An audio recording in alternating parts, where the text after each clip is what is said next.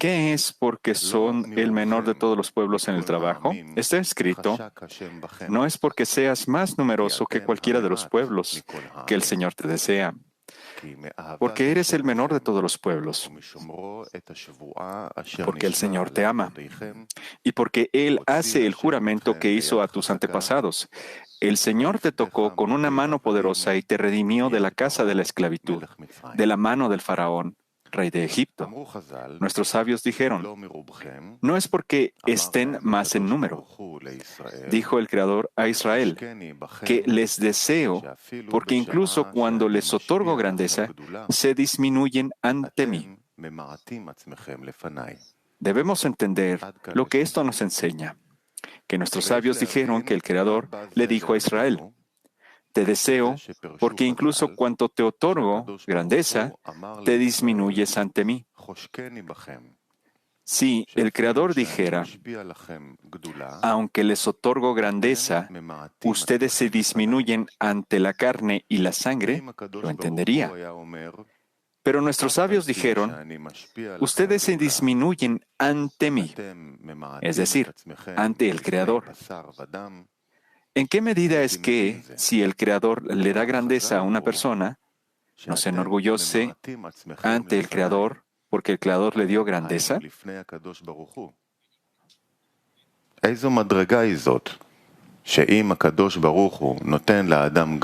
Si el rey da grandeza a una persona y la exalta ante los ministros, ¿la persona se enorgullece también ante el rey? ¿Puede ser esto? Si es así, ¿por qué es importante que no se enorgullezca ante el Creador, sino que se disminuya ante Él? En otras palabras, ¿ante quién se disminuyen? Es lógico que cuando una persona comprende la grandeza del Rey, se rebaja aún más ante el Rey.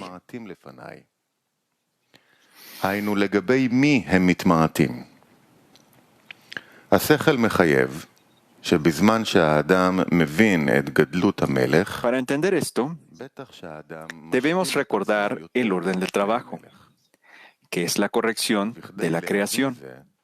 Es decir, para lograr adhesión, llamada equivalencia de forma, es decir, para ser recompensado con vasijas de otorgamiento,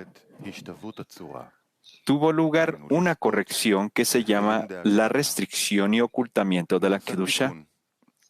Es decir, el sabor de la Torah y las Mitzvot, donde se ocultó el deleite y el placer que Él deseaba dar a los seres creados. Esto se llama su deseo de hacer el bien a sus creaciones, donde todo lo que quería dar a las criaturas está vestido en Torah y Mitzvot, que el Zohar llama Pekutim, del arameo depósitos, los 613 Tekudim, o depósitos. Es como se dice en el Sulam, que Pekudim proviene de la palabra Pikadom o depósito, porque en cada mitzvah hay una luz especial vestida en esa mitzvah. Pero debido a la restricción y al ocultamiento sobre ellas, debido a la corrección de la creación, para alcanzar la luz de la luz que está vestida en ellas, y para que una persona reciba el deleite y el placer vestidos en ellas, primero debe adquirir las vasijas adecuadas para ella, pues debe existir equivalencia de forma con la luz. Como la luz otorga, por lo que la vasija debe trabajar con el fin de otorgar. Sin embargo, por naturaleza el hombre tiene un deseo de recibir para sí mismo y no un deseo de otorgar. Entonces, ¿cómo puede una persona cambiar su naturaleza que el Creador creó? Nuestros sabios dijeron sobre esto. El Creador dijo, he creado la inclinación al mal. He creado la Torah como condimento. En otras palabras, la Torah aconseja a una persona cómo salir del amor propio y adquirir el deseo de otorgar. El Zohar dice que, en ese estado, Las 613 mitzvot se llaman 613 eitim, o consejos, lo que significa 613 consejos para adquirir el deseo de otorgar, ya que son el deseo de otorgar, ya que solo el deseo de poder otorgar puede vestirse con la luz, que se llama bien y hacer bien. Nuestros sabios dijeron sobre esto: uno siempre debe dedicarse a la Torah y las mitzvot, incluso en lo lishma, ya que desde lo lishma él llegará al lishma. Debido a que la luz en ella lo reforma, con esto logrará el grado de lishma. Con respecto a lo lishma, hay muchos discernimientos. Por ejemplo, número 1, aprendizaje para provocar. Esta manera es la peor. Nuestros sabios dijeron sobre esto: cualquiera que se involucre en la Torah lo lishma, sería mejor no haber nacido. Número 2, aprender para ser llamado Rabí. En estos dos discernimientos, él quiere la recompensa de la gente y no quiere que el Creador lo recompense por su trabajo. Número 3, aprender para que el Creador lo recompense en este mundo, tener vida, provisión, salud, etc. Número 4, aprendiendo para que el Creador lo recompense en el próximo mundo. Y número 5, se involucra en la Torah y las mitzvot porque siente que está sirviendo a un gran rey. Por lo tanto, obtiene placer de participar en la Torah y las mitzvot. Es decir, debido a esta alegría que siente, que está sirviendo a un gran rey, vale la pena que trabaje. De esto se deduce que quien trabaja porque está sirviendo a un gran rey tampoco puede ser considerado como lishma puro, aunque está trabajando para el bien del Creador, lo que significa que no quiere ninguna recompensa para su trabajo. Sin embargo, anhela sentir un buen gusto en este trabajo porque se siente un gran rey. Entonces, debemos saber que esto todavía no se considera lishma puro, ya que al final anhela el placer que sentirá durante el trabajo. El placer que siente durante el trabajo es la razón por la que quiere ser un sirviente del Creador. De ello se deduce el placer que siente. El deseo durante el trabajo es lo único que lo hace dedicarse a la Torah y las mitzvot. Por lo tanto, esto también se considera lo lishma. Sin embargo, este lo lishma lo lleva al lishma, ya que la luz en ella lo reforma.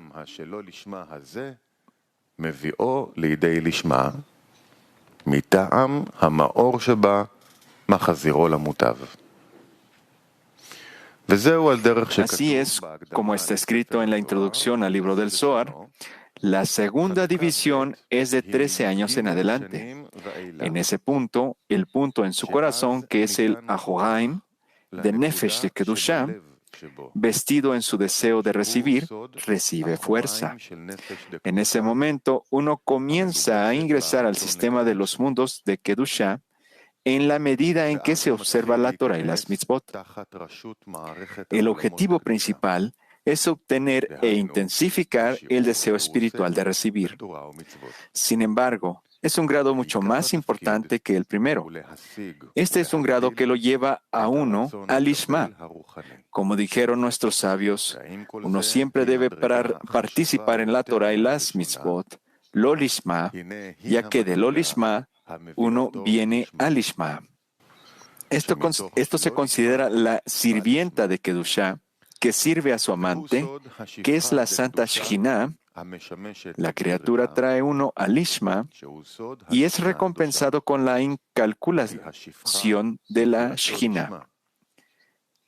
Sin embargo, uno debe tomar todas las medidas adecuadas para llevarlo al lishma. Y el grado final en esta división es enamorarse del Creador, tal como uno se enamora del amor corporal, hasta que el objeto de enamoramiento permanezca ante nuestros ojos todo el día y toda la noche. Como dijo el poeta, cuando lo recuerdo a él no me deja dormir. Después de todo esto, comienza el orden del Ishma, llamado deseo de otorgar. Y aquí, una persona no puede ponerse a trabajar por completo con el fin de otorgar, lo que significa querer otorgar solo al Creador, porque Él es grande y gobernante. El hombre no tiene idea de cómo lograr esto. Esto se considera como el deseo de otorgar, el exilio en Egipto. Una persona puede entender este deseo solo por encima de la razón, ya que dentro de la razón no hay control sobre cómo entender esto. En otras palabras, una persona no puede entender cómo es posible hacer algo de lo que no disfruta. Se deduce que, incluso si una persona no requiere ninguna recompensa por su trabajo, lo que lo obliga a trabajar es que el Creador lo disfrutará. De esto deriva su placer. Por lo tanto, ya hay una cuestión de placer aquí, lo que significa que le gusta servir al rey. Este es su placer. Pero, ¿cómo puede ser de otro modo que trabajará sin placer? Por lo tanto, cuando se dice que el hombre debe trabajar con el fin de otorgar, esto se llama por encima de la razón. Cualquier cosa que esté por encima de la razón, el deseo de recibir para uno mismo está ausente allí. En otras palabras, se le dice a una persona que debe trabajar solo para el Creador, para que el Creador disfrute de este trabajo.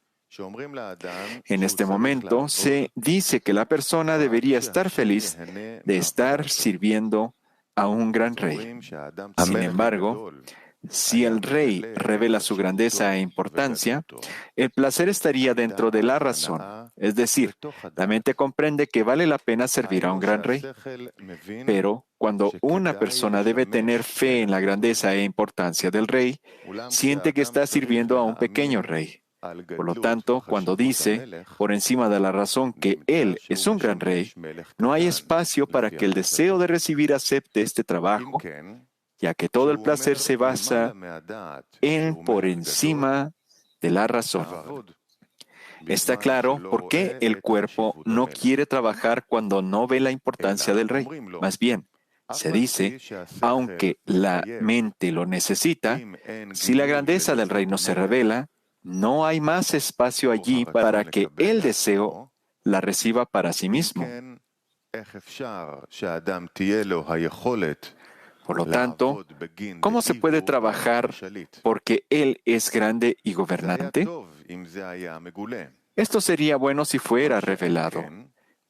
Pero el faraón, rey de Egipto, quien dijo, ¿quién es el Señor para que yo obedezca su voz?, gobierna este discernimiento de la grandeza del Creador, lo que significa que Él quiere trabajar para que el Creador disfrute de su trabajo y no le importa qué gusto siente. En otras palabras, el trabajo que hace es para Él como si sintiera que el Rey es grande. No siente ninguna importancia, sino que prueba el sabor del polvo. Y sin embargo, él vence y dice, es tan importante para mí como si sintiera que estaba sirviendo a un gran rey. En ese momento, el de recibir ciertamente también lo disfruta, ya que no necesita creer en la grandeza e importancia del rey. Sin embargo, ¿cómo el hombre puede obtener la fuerza para sobreponerse al cuerpo cuando siente que la Shekhinah está en el polvo? ¿Qué alegraría poder recibir de este trabajo? Aún más desconcertante. ¿Cómo se puede necesitar y querer trabajar cuando no siente gusto? Esto sería comprensible si no tuviera otra opción. Podemos entender cuando una persona se ve obligada a trabajar. Pero, ¿cómo es posible anhelar tal trabajo que se siente insípido. Y dado que no tiene la fuerza para sobreponerse y sentir alegría en el trabajo, ¿cómo puede servir al rey en este estado tan bajo, cuando siente el sabor del polvo mientras sirve al rey? Por lo tanto, a este respecto, él no le pide al Creador que le dé la revelación de su grandeza, por lo que sentirá un buen sabor. Más bien, él le pide al Creador que le dé fuerzas para poder sobreponerse al cuerpo y trabajar con alegría, porque ahora puede trabajar solo para el Creador, ya que el deseo de recibir no disfruta del trabajo que sabe a polvo. Por lo tanto, ¿por qué está trabajando? Ciertamente, solo por el bien del Creador.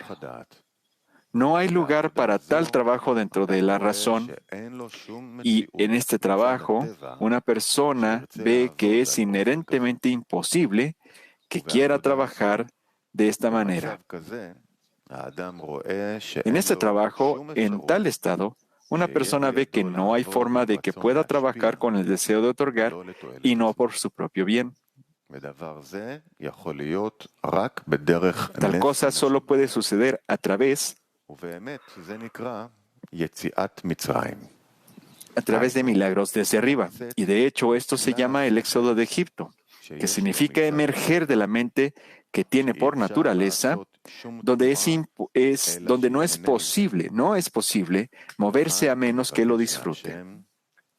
Por el contrario, aquí le pide al Creador que le dé la fuerza para trabajar donde no tiene sentimientos ni sabor, sino que crea que el Creador disfruta de este trabajo, ya que todo es con el fin de otorgar.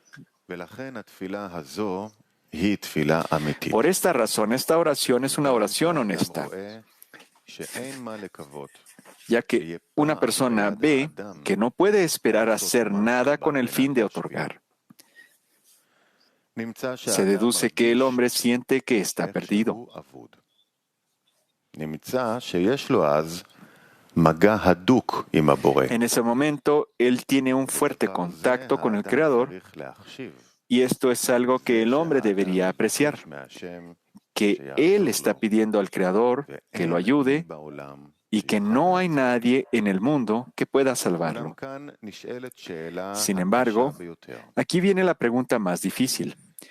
¿Quién le dijo a la persona que el Creador obtiene satisfacción de este trabajo, que sabe a polvo, y que este es el trabajo que uno debe pedirle al Creador porque quiere hacer todo solo para que el Creador lo disfrute? La respuesta a esto es fe en los sabios. Debemos creer sus palabras.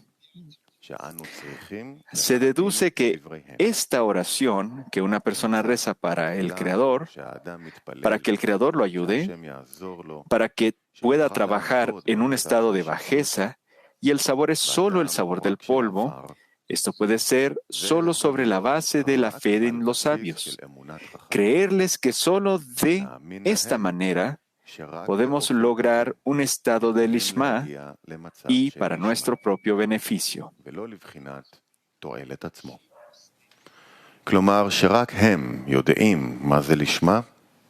En otras palabras, solo ellos saben qué es lishma y cómo lograrlo. De acuerdo con lo anterior, podemos interpretar lo que preguntamos acerca de lo que nuestros sabios dijeron sobre el artículo. No es porque hay más en número. El Creador le dijo a Israel: te deseo porque incluso cuando te otorgo grandeza, te disminuyes ante mí. Preguntamos, ¿es costumbre que aquel a quien el rey ensalza se enorgullezca ante el rey? Entonces, ¿por qué nos dicen que Israel se disminuye ante el Creador? Hay dos discernimientos en el trabajo. Número uno, cuando el Creador brilla para él mientras se dedica a la Torah, las mitzvot, y siente un buen gusto en el trabajo y siente la grandeza del Creador, que está sirviendo a un gran rey y ya ha alcanzado el grado de cuando lo recuerdo, él no me deja dormir. Y número 2, el trabajo lishma, que significa otorgar y no recibir recompensa. En este trabajo, el cuerpo de una persona se resiste porque no siente ningún sabor en el trabajo. Sin embargo, no quiere ningún sentimiento de la grandeza del Creador, porque entonces este sentimiento le da una razón por la cual, debido a que este sentimiento que siente al participar en la Torah y las mitzvot, lo obliga a participar en la Torah y las mitzvot. De ello se deduce que ya no es solo por el bien del Creador, sino también incluye su propio placer. Y dado que este trabajo está completamente por encima de la razón, ya que no hay intelecto en el mundo que pueda entender tal cosa, y este discernimiento se llama Shekhinah en el polvo, y una persona debe creer que, específicamente de este trabajo, el Creador obtiene satisfacción. Esto se llama trabajo en la forma de ustedes se destruyen ante mí.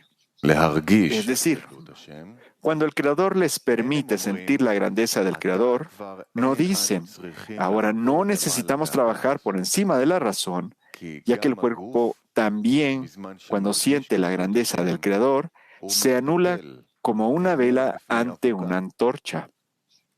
En cambio dicen, queremos trabajar de la manera porque ustedes son el menor de todos los pueblos, lo que significa que todos los pueblos de una persona dicen que este trabajo es despreciable, inferior y bajo, lo que significa que es Shekhinah en el polvo. Como decían nuestros sabios, no es porque estén más en número. Dijo el Creador a Israel, les deseo porque aun cuando les otorga grandeza, ustedes se disminuyen ante mí. Le di grandeza a Abraham, ciertamente. En ese momento, debería estar feliz porque ya siente la grandeza del Creador. Ya no tendrá resistencia del cuerpo. Sin embargo, se disminuye y dice, yo soy polvo y cenizas.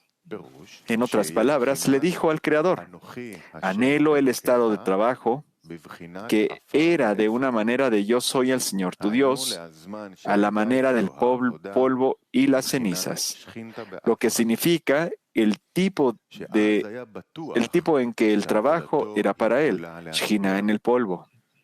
En ese momento estaba seguro de que su trabajo era completamente otorgar, que el deseo de recibir no tiene parte de esto. De eso se deduce que no significa que se disminuya ante el Creador, lo que significa que no se orgullece ante el Creador. Más bien, significa que se está disminuyendo a sí mismo para trabajar en un trabajo de bajeza, aunque el Creador le está dando grandeza.